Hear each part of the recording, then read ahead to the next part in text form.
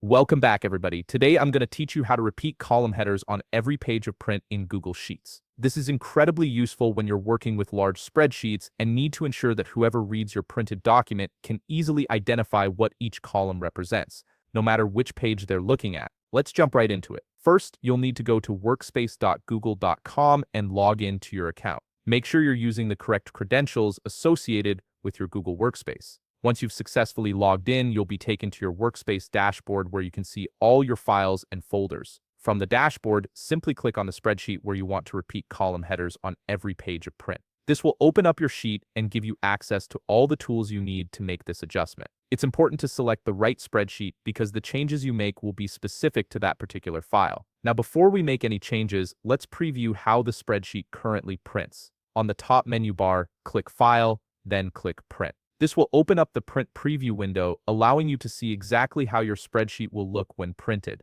Take a moment to scroll through the preview pages. As you can see, the column headers don't repeat on every page. This can make it quite difficult to understand what data each column contains, especially when dealing with multi-page documents. This is the exact problem we're going to fix. To exit the print preview, click Cancel on the top right corner of the window. This will bring you back to your main spreadsheet view where you can start making the necessary adjustments. On the top menu bar, click View.